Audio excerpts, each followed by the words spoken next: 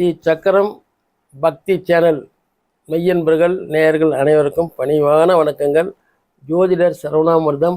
இன்று நாம் சந்திக்க இருப்பதாக இருக்கும் ஒரு பாடல் ஸ்ரீ வில்லிபுத்து ஆழ்வார் அவர்களின் மைத்துனன் உரைத்த வாய்மை கேட்டு ஐயன் மணமலர் உகந்து உகந்து அவனை கைத்தளம் மலரால் மார்புறம் தழுவி கண் மலர் கருணை நீராட்டி எத்தனை பிறவி இடைக்கினும் அவற்றுள் ஈகையும் செல்வமும் எய்தி முக்தி பெருவாய் முடிவில் என்று உரைத்தனன் மூவருள் ஒருவன் மூர்த்தியாம் மகாவிஷ்ணு பிரபு. இப்பொழுது நாம் சிந்திக்க இருக்கும் பாடல் முதலிலேயே அறிவித்து விட்டோம். மேலும் கர்ணன் அவனுடைய போர்க்கட்டத்தில் இறுதி கட்டத்தில் இருக்கின்ற ஒரு நிகழ்வை நாம் சிந்திக்க இருக்கின்றோம். கர்ணன் காலமெல்லாம் கருணையும் ஈகையும் கொண்ட காரணத்தினால் கொடுத்து கொடுத்து சிவந்த கரங்களை உடையவன் மற்றும் வறியவர்கள் வந்து கேட்கும் பொழுதும் தன்னிடம் இல்லை என்று சொல்லையே அறியாதவன் வந்தவருக்கு வாரி வாரி வழங்கி கொடுத்து கொண்டிருக்கிறான். அப்படி இருக்கின்ற அந்த கர்ணன் செஞ்சோற்று கடனுக்காக பாரத போரில் துரியோதனனுக்காக போராடுகின்றான். துரியோதனனுக்கும் இவனுக்கும் ஈடு இலை இல்லாத நட்பு. எப்படி என்றால் எல்லோரும் கைவிட்ட நிலையில் அந்த கர்ணனை மனதளவில் தத்தெடுத்து கொண்டு அந்த விற்பயிற்சியின் போது ஏற்பட்ட ஒரு பிரச்சனையின் காரணமாக அங்கத தேசத்துக்கு மன்னனாக முடிசூட்டி இவனும் என்னுள் ஒருவன் என்று துரியோதனனுக்கு சமுதாயத்திலும் சம பங்கு அளித்து அவனை வாழ்வாங்கு வாழ வைத்த துரியோதனனுக்காக செஞ்சோற்று கடனுக்காக துரியோதனுடன் கடைசி வரையில் இருந்து உயிர் தியாகம் செய்கின்ற உயர்ந்த நட்பு. அந்த நட்பு காரணமாக அந்த கௌரவர் பாண்டவர் படையில் போரிட்டதன் காரணமாக இறக்கும் தருவாயில் இருக்கின்ற அந்த கர்ணன் எத்தனை அம்புகள் அவன் மீது அர்ஜுனன் போடப்பட்ட போதும் கூட அந்த கர்ணன் உயிர் பிரியவில்லை. அது சமயம் மகாவிஷ்ணு ஒரு அந்தனர் வேடத்தில் வந்து கர்ணனிடம் யாசகம் கேட்கிறார். அப்படி கேட்கின்ற தருணத்தில் கொடுத்து கொடுத்து வாழ்வில் உயர்ந்த நிலையில் இருக்கின்ற அவனுடைய உயிர் பிரியாத காரணத்தால் எது அவனை தடுக்கிறது என்று எண்ணி பார்க்கின்ற பொழுது, அர்ஜுனா இரு, நான் சென்று வருகிறேன் என்று கிருஷ்ணர் கண்ண பரமாத்மா கிருஷ்ணர் வருகின்றார். அங்கு வருகின்ற போது ஒரு வயோதிக உருவத்தில் அங்கு கர்ணனிடம் வருகின்றார். கர்ணனை பார்த்தவுடன் ஐயோ, நான் எதிர்பார்த்து வந்தது இல்லாமல் போய்விடுமோ என்று அஞ்சி நடுங்கி போலியாக கிருஷ்ண பரமாத்மா கூறுகிறார். அதை கேட்டவுடன் கர்ணன், ஐயன்மீர், கடைசி தருவாயில் என்னிடம் அந்த இல்லை என்ற வார்த்தை வந்துவிடாமல் இருக்கும் எதையோ என்னிடம் இருக்கும் எதுவோ அதை நீங்கள் பெற்று செல்வீர், என்னை அந்த பழிக்கு ஆளாக்கி விடாதீர்கள் என்று கெஞ்சுகிறான். எனவே என்னிடம் இருக்கின்ற எதையும் கேட்டு பெறுவீர்கள் என்று கேட்கிறான். நீங்கள் இருக்கும் நிலையில் நான் என்ன கேட்பேன் என்று அந்த கிருஷ்ணர் நினைக்கிறார், சொல்கிறார். இருப்பதை கேளுங்கள். அப்படியா, உன்னிடம் இருக்கின்ற அந்த புண்ணிய பலன் இருக்கின்ற அத்தனை புண்ணியத்தையும் எனக்கு தாரை வாற்று கொடு, தருவாயா என்று கர்ணனிடம் கேட்கிறார். ஐயோ, மகா புண்ணியவனானேன், கண்ணியனானேன், என்னிடம் இருப்பதை கேட்டீர்களே, மகிழ்ச்சி மகிழ்ச்சி என்று ஆனந்த கூத்தாடினான் மனதளவில். அப்படியா, எப்படி தருவாய், தாரை வாற்றுத்தா என்று அவர் கேட்கிறார். அப்படி என்றால் நீர் வேண்டுமே, நீர் எதற்கு, உன் மார்பில் செருகியிருக்கும் ஒரு அம்பை பிடிங்கெடு, அதிலிருந்து ஒரு உதிரத்தில் புண்ணியத்தை தார வைத்து கொடு என்று கேட்டார். அப்படி என்றால் புண்ணியத்தை வழங்கும் போதே அதற்கு ஒரு புண்ணியம் வருமே, அது என்ன செய்வது? செய் புண்ணியம் வினைத்தொகை 3 காலத்திலும் செய்கின்ற ஒரு முற்று பெறாத ஒரு செய் புண்ணியம் அனைத்தையும் உங்களுக்கு தாரை வார்த்து தருகிறேன் என்று மார்பில் இருக்கின்ற அம்பை பிடுங்கி கொப்பளித்து வரும் இரத்தத்தை கையில் தாங்கி கிருஷ்ணரிடம் தாரை வார்த்து கொடுக்கிறார். அதை கண்டு கிருஷ்ணர் நெஞ்சிலிருந்து வருகின்ற உதிரத்தை எப்படி பிடுங்கி எடுத்தான் என்று ஐயுற்று இருக்கும்பொழுது ஒரு சிறு நினைவு.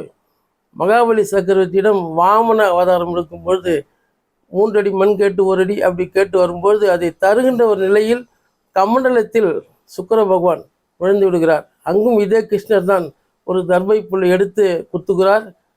அந்த சுக்கராச்சாரியருடைய கண் பழுதாகி உதிரம் கலந்த நீருடன் கலந்து தாரை வார்த்து பெறப்பட்ட நினைவு. அதே நினைவோடு தான் கர்ணனிடமும் அந்த இரத்தத்தின் மூலமாக தாரை வார்த்து பெற்றுக்கொண்டார். இப்படி செல்கின்ற நேரத்தில் அவர் கேட்கிறார், இந்த இரத்தம் இப்படி வருகிறதே, இதற்கு என்ன காரணம் என்று சிந்திக்கின்ற ஒரு நேரம் இங்கு நமக்கு கிடைக்கிறது.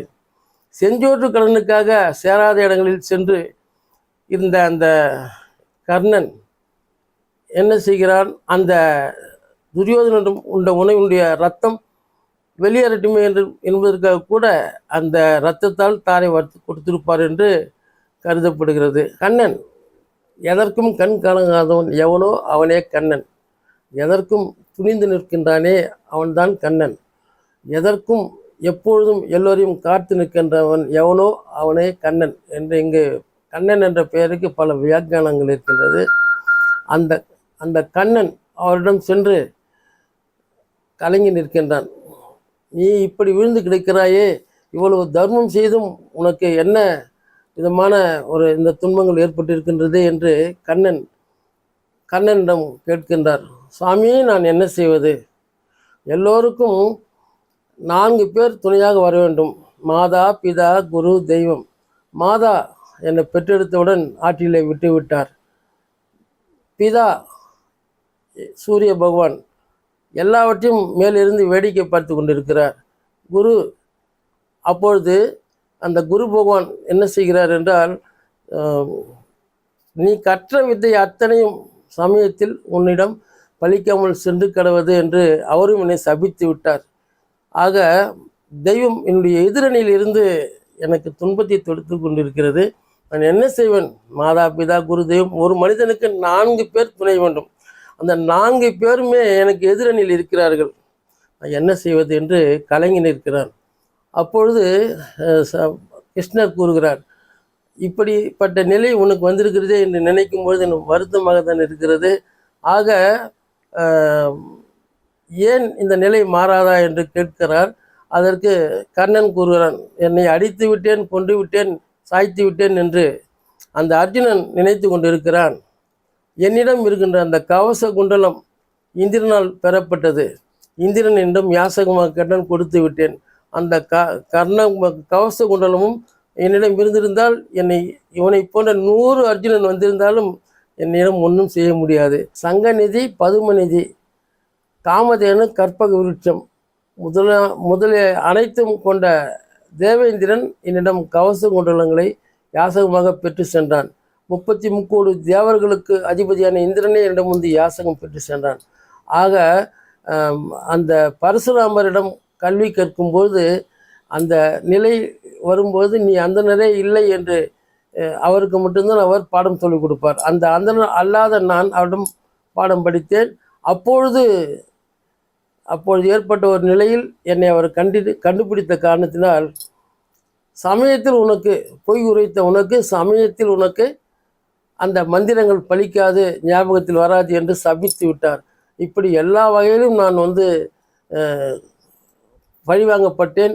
உலகத்தில் என்னுடைய எதிரிக்கு கூட இது போன்ற நிலை வரக்கூடாது பெரியவரே, நான் என்ன செய்வேன் அப்படி என்று அவர் வருந்தி நிற்கின்றார் அந்த கர்ணன். அந்த தருணத்தில் கிருஷ்ணர் என்ன பண்ணுவார், அழுது விடுகிறார். இவ்வளவு நல்லவனாக இருக்கின்றான், களமெல்லாம் கொடுத்து வந்திருக்கிறான், எல்லாவற்றிலும் ஏமாந்த நிலையில் இருக்கிறான், இவ்வளவு பெரிய நல்லவனையா? செய்த புண்ணியத்தை கூடு என்றால் யார் தருவார்கள்? இவன் தந்து விட்டானே, இவ்வளவு நல்லவனையா நாம் கூட இருந்து துரோகம் செய்து உன் அழிவுக்கு நான் ஒரு காரணமாகிவிட்டேன் என்று கிருஷ்ணர் கண் கலங்கி நிற்பார், அழுவார். ஆக அந்த உடன் இருக்கின்ற பொழுதே கூட பார்த்தீர்கள் என்றால் பாண்டவர்களுக்கு கூட அவர் பரிதாபப்பட்டிருப்பார், அனுதாபப்பட்டிருப்பார். ஆனால் கண் கலங்கி அழுதது எங்கேயுமே இல்லை. அதே மாதிரி போன்று ராம புராணத்தில் கூட பார்த்தீர்கள் என்றால் அப்பாவை பிரிந்து வரும்போது ராமர் கண் கலங்கி நிற்பார், சீதையை விட்டு பிரிந்திருக்கின்ற போது கண் கலங்கி இருப்பார். அதே நேரத்தில் இப்படி பல இடங்களில் ராமகாதத்தில் ராமாயணத்தில் ராமராக வந்த அவதார புருஷர் அழுதிருக்கிறார். ஆனால் இங்கே கிருஷ்ணராக வந்த இவர் பாண்டவர் பக்கமே சார்ந்திருக்கின்றார். எண்ணம் மொத்தமே துரியோதர்கள் அழிய வேண்டும், பாண்டவர்கள் இருக்க நன்றாக வாழ வேண்டும் என்பதற்காகவே. அப்படி என்றால் அநீதி அழிய வேண்டும், தர்மம் வாழ வேண்டும் என்ற நோக்கிலேயே அவர்கள் கிருஷ்ணர் பஞ்சபாண்டவர் பக்கம் சார்ந்திருந்து எல்லாமே செய்து வருவார். அந்த நேரத்தில் இவனை தடுத்தாட்கொள்ள வேண்டும் என்பதற்காக கர்ணனிடம் எத்தனை முறை மானம் போட்டாலும் இவர் இறக்க மாட்டேன்றாரே, அந்த தர்மத்தை கொள்முதல் செய்ய வேண்டும் என்பதற்காக கர்ணனிடம் வாங்குவதற்காக கிருஷ்ண பரமாத்மா வருவார். அப்போது அவர் என்ன நினைக்கிறாருனாக்கா, இவ்வளோ தூரம் ஆயும் கூட இவ்வளோ நல்லவனாக இருக்கான், இவன் இறப்புக்கு நானே ஒரு காரணமாகிவிட்டேன் என்று கண்கலங்கி நிற்கிறார். அப்போ தான் அந்த பாடல் அங்கே வருகிறது. மைத்துனன் உரைத்த வாய்மொழி கேட்டு கைத்தலம் மலர் உகந்து கண்மலரால் கருணையால் நீராட்டி அப்படின்ற ஒரு பாடல் அங்கு பிறக்கின்றது. ஆக கிருஷ்ணரே அழுத இடங்கள் இந்த இடம்தான். அப்போது அவர் சொல்கிறார், கர்ணா ஒன்றும் கவலைப்படாத, இவ்வளோ நீ செய்திருக்க, உனக்கு நான் என்ன உனக்கு தரணும், என்ன வேணும் கேள் அப்படின்போது, கடவுளுக்கே நீ கொடுத்த, உலகத்தில் கடவுள்கிட்ட தான் மற்றவங்க வாங்குவாங்க, நீ கடவுளுக்கே கொடுத்துருக்க, இந்திரனுக்கு கொடுத்த, எனக்கு கொடுத்துருக்குற, அதனால் உனக்கு என்ன வேணும் கேள் அப்படின்னும்போது அவர் மெய் சிலிர்த்து வந்திருக்கிறது இறைவர்தான் என்று புரிஞ்சுன்னு அவர் ரொம்ப கண் கலங்கி அழுது நிற்பார். கர்ணன் மெய்யுருகி இப்பொழுது கூறுகிறார், பார்த்த சாரதியே உன் பதமே சரணம் காத்தருள்வாய் என்று கேட்கும் பொழுது கர்ணன் நெஞ்சுருகி மெய்யுருகி கர்ணனை பார்த்து கர்ணன் கூறுகிறார், அன்று வண்டாக உன் தொடையை துளைத்து உன்னை யார் என்று வெளிப்படுத்தியதும் நான் தான். பரசுராமிடம் நீ வம்பில் மாட்டிக்கொண்டதுக்கு காரணம் நான் தான். அதே போல் 2 முறைக்கு மேல் 1 முறைக்கு மேல் பானத்தை ஏவக்கூடாது என்று குந்தியை அனுப்பி 2 வரங்களை கேட்க வைத்ததும் நான் தான். இந்திரனை அனுப்பி சாபங்கள் நீங்கள் இந்த கவச குண்டலங்களை யாசகமாக பெற வைத்ததும் நான் தான். இப்படி ஒவ்வொரு தருணத்திலும் உன்னை நான் தோற்கடித்து கொண்டு தான் வந்திருக்கிறேன். உன்னுடைய இறப்புக்கும் நான் தான் காரணம். உன்னை தடுத்தாட்கொள்ளே வந்தேன். கீதையிலே கூட